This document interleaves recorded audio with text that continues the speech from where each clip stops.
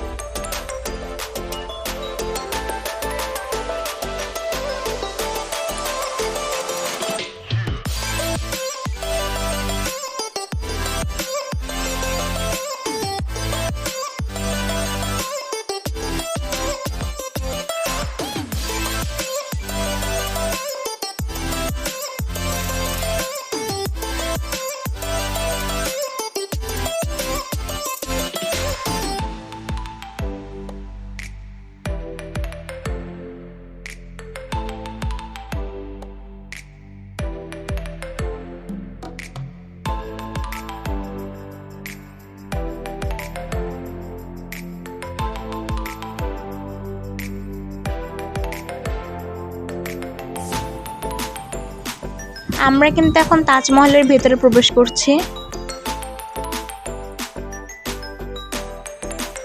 তো ভেতরে ঢোকার পরপরই আপনারা টিকিট কাউন্টার দেখতে পাবেন, সেখান থেকে আপনাদের টিকিট কেটে নিতে হবে।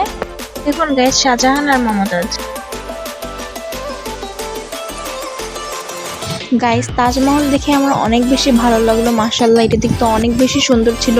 কাছ থেকে দেখলে এটা বোঝা যায়, ক্যামেরায় কতটা বোঝা যাচ্ছে আমি জানি না। যেহেতু আমরা শুক্রবারের দিন তাজমহলে গিয়েছিলাম, তার জন্য অনেক বেশি ভিড় ছিল।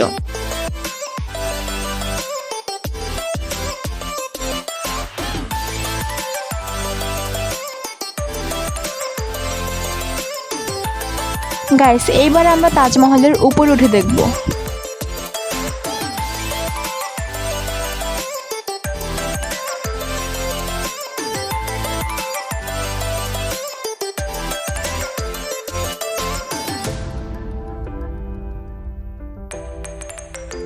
দেখুন গাইস, উপরেও তাজমহলটা কত বেশি সুন্দর।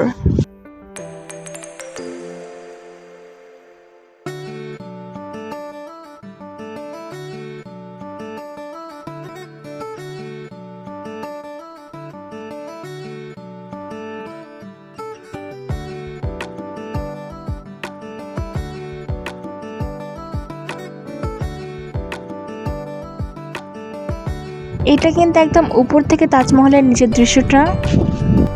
এবার আমরা উপর থেকে নেমে যাচ্ছি। এবার আমরা বাকি সব জিনিসগুলো দেখতে যাব।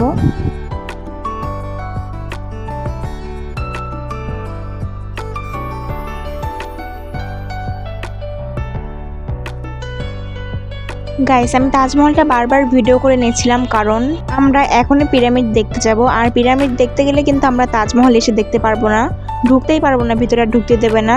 ঢোকার জন্য আবার নতুন করে আবার টিকিট কাটতে হবে। তো যা দেখার আমাদেরকে বললো যে এখনই দেখেন, পরে কিন্তু আর ঢুকতে পারবেন না।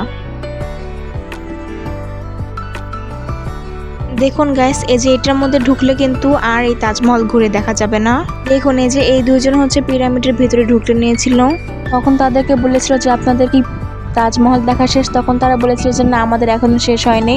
তারপরে তাদেরকে আর ঢুকতে দেয়নি। তাজমহল দেখে তারপরে তারা ঢুকেছে আমাদের সাথেই।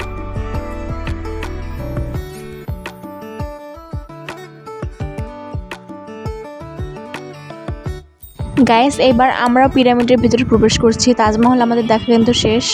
পিরামিডের ভিতরে যাওয়ার পরে আমি ভাবলাম যে আমাদের সাথে কি পোপট হয়ে গেল, কারণ পিরামিডের ভিতরে যাওয়ার পরে আমরা দেখতে পাই যে এটা হচ্ছে শুধু রাস্তা, আমাদেরকে বের করে দিয়েছে। তারপর পরে বুঝতে পারি যে রাস্তার একটু সামনে গেলেই হচ্ছে পিরামিড দেখা যাবে।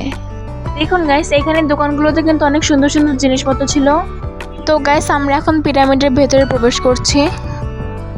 গাইস, পিরামিডের ভিতরে ঢোকার পর আমরা দেখলাম অনেক বেশি গাছপালা এখানে। আর গাছপালা দেখলে আমি ধরবো না, তা কি কখনো হয়? এখানে কিন্তু অনেক ফুলের গাছ ছিল। আমি আপনাদের সবাইকে বলবো যে আপনারা যদি ভ্রমণের জন্য কোথাও যেতে চান তাহলে এখানে আসতে পারেন, কারণ এই প্লেসটা অনেক বেশি সুন্দর। আর এটা কিন্তু আমাদের ইতিহাস ঐতিহ্যের একটা জিনিস। একটু সামনে যাওয়ার পরে আমি আমার ফেভারিট ফুল দেখতে পেলাম, কাঠগোলাপ। তো কাঠগোলাপ দেখলে আমি ভিডিও করবো না, এটা কখনো হয়। আমার অনেক ইচ্ছা করলো একটা কাঠগোলাপ ফুল তুলতে, কিন্তু এখানে লেখা আছে যে ফুল তোলা নিষেধ, তাই আর তুললাম না। গাছের ফুল গাছেই সুন্দর লাগে, তাই না?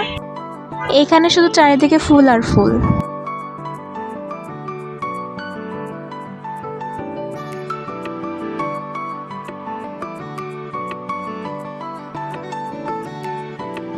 এখানে যে যে জিনিসগুলো দেখা যাবে এগুলো লিস্ট কিন্তু এখানে দেওয়া আছে, আমরা কিন্তু আজকে এগুলোই দেখব।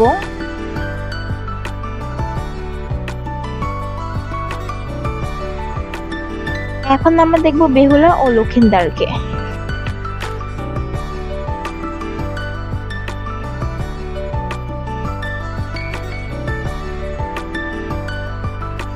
গাইস দেখুন এই দৃশ্যটা, এখানে কিন্তু লক্ষিন্দারকে সাপে কেটেছিল।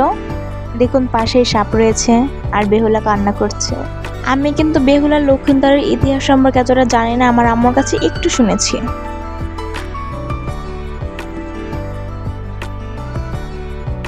দেখুন গাইস এখানে কতটা বেশি ভিড় হয়ে গেল, ভিড় দেখে আমি তাড়াতাড়ি করে চলে আসলাম।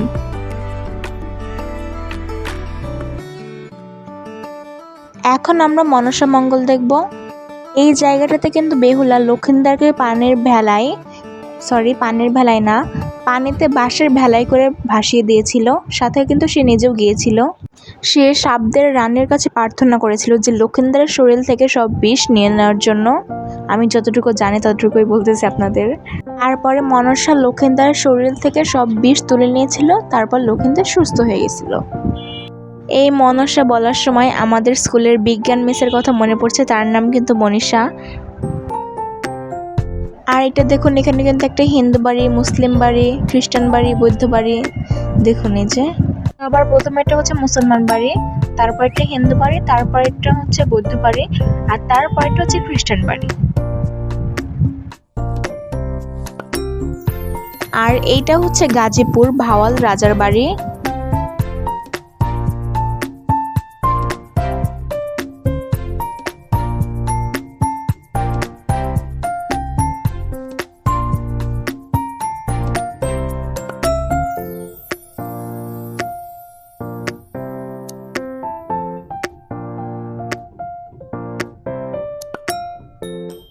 আর এইখানে দেখানো হচ্ছিল ক্ষুদিরামের ফাঁসির সিনেমাটা।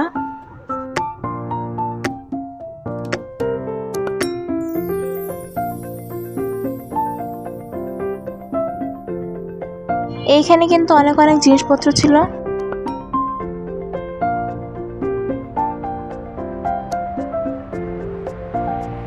এটা হচ্ছে রাজমণি পদ্মা সেতু। আর এই তাজমহলটা কিন্তু সোনারগাঁও অবস্থিত, এটা কিন্তু নারায়ণগঞ্জ জেলায়।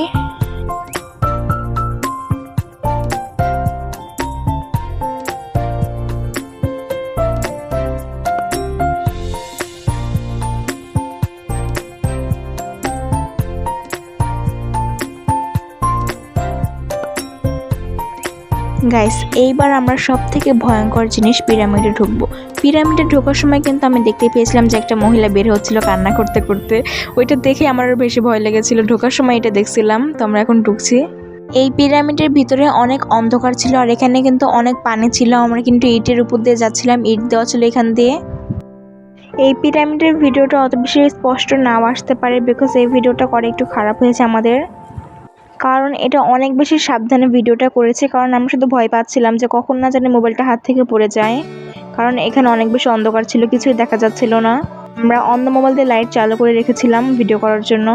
আর এই পিরামিড দেখে কিন্তু আমার আম্মু অনেক বেশি ভয় পেয়েছিল। এইখানে কিন্তু রানীদের মৃতদেহ, মমি এগুলো আছে।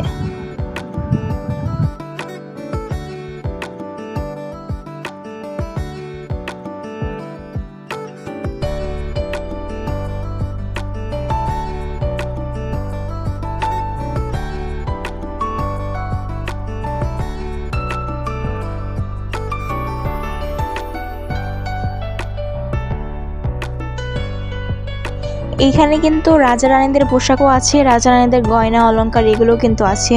এটা কিন্তু রানীদের পোশাক, আর এটা রানীদের অলংকার।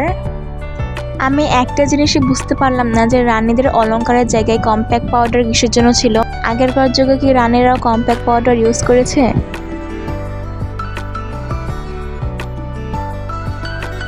আর এখানে যে বললো যে রাজা বাদশাদের মুক্তা, কই এখানে তো কোনো মণি মুক্তাই ছিল না, পুরো বাক্সটাই ফাঁকা ছিল। এখন আমরা বের হয়ে যাচ্ছি পিরামিড থেকে।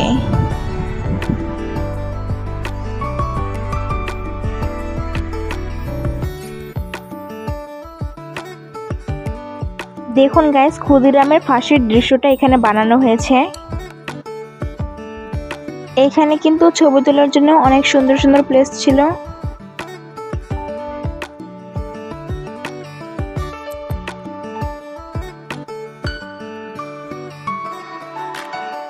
আর এইটা কিন্তু মুক্তিযুদ্ধের কামান।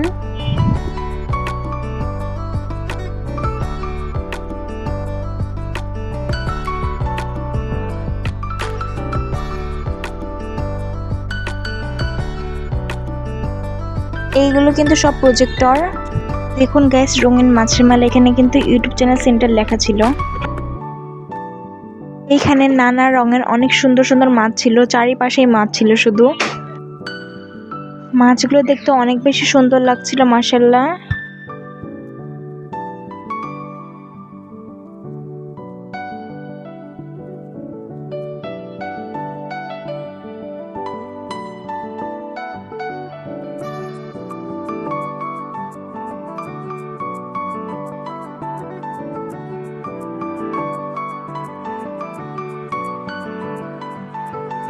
এই জায়গাটাতে নকল বাঘকে আসল বাঘ মনে করা আমার নিষ্পাপ মন, আর হচ্ছে আসল বানানোকে নকল বানানো মনে করা এটা আমি।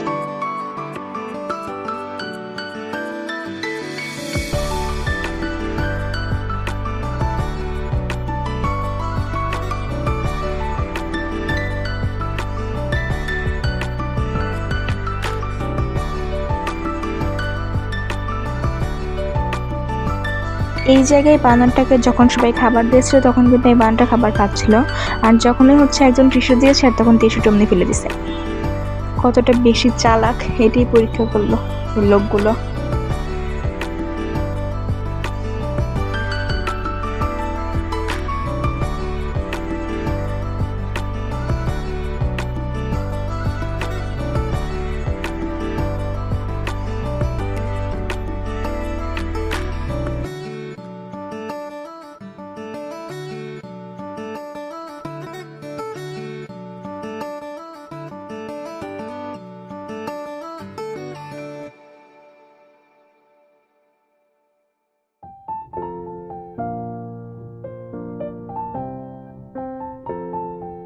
এইখানে কিন্তু শুধু বানর না, এখানে শিয়ালও ছিল। এটা কেউ কেউ বলছিল শিয়াল আর কেউ কেউ বলছিল যে কুকুর, কিন্তু আমার দেখে শিয়ালই মনে হচ্ছিল। আর এটা কিন্তু শুটিংয়ের বাড়ি।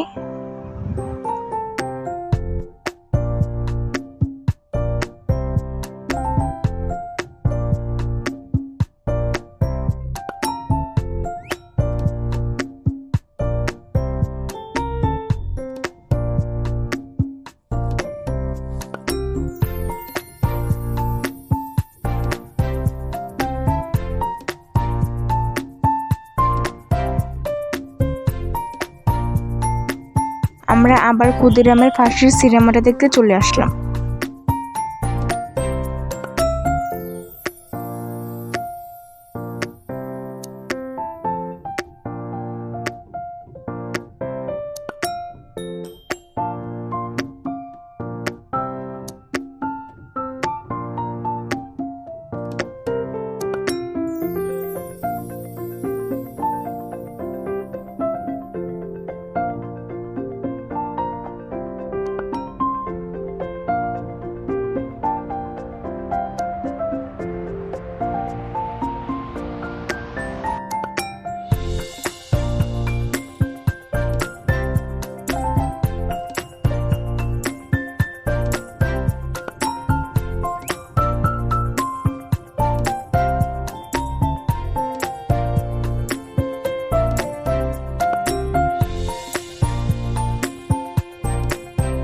এইখানে কিন্তু আমার আম্মু জামদানি শাড়ি দেখছিল, আর আমি কাশফুল না কি করবো এটা বুঝতে পারছিলাম না, তাই কিরকম কিরকম কাশফুল করছিলাম। এক প্রকার বলতে গেলে এটা আমি ঢং করছিলাম কাশফুল নিয়ে।